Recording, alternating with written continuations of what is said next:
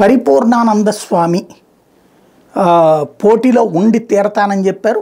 వాస్తవంగా భారతీయ జనతా పార్టీ తరపున ట్రై చేశారు పార్లమెంట్కి, హిందూపురం అసెంబ్లీకి. పార్లమెంట్ది రిజెక్ట్ అయింది.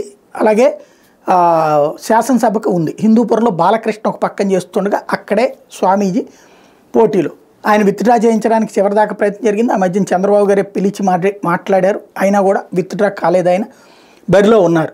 దీంతో హిందూ సంఘాలు అక్కడ కాన్సన్ట్రేట్ చేసి మరి పనిచేస్తుంటే ఈవెన్ ముస్లిం సంఘాలు కూడా మద్దతు ఇస్తున్నటువంటి పరిస్థితి అక్కడ ఉంది. ఈ దశలో బాలకృష్ణకే థ్రెట్ అని మార్చే ప్రయత్నం చిట్ట చివరిదాకా చేసిన వర్కౌట్ కాలి. ఇవాళ నామినేషన్ ఉపసంహరణ గడువు కాబట్టి ఖచ్చితంగా ఆయన విత్డ్రా చేసుకుంటారు చివరి నిమిషంలోని ప్రచారం కూడా చేశారు.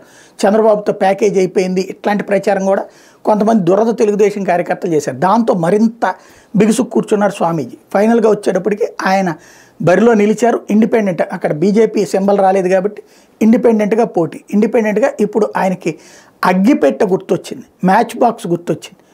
అంటే హిందూపురంలో అగ్గి రాజేశారు. ఈ అగ్గి భారతీయ జనతా పార్టీకి ఓ పక్కన అక్కడ లేరు కాబట్టి ప్రాబ్లం లేదు, కానీ బాలయ్యకి ఏ మేరకు అంటుకుంటుంది అనేది చూడాలి.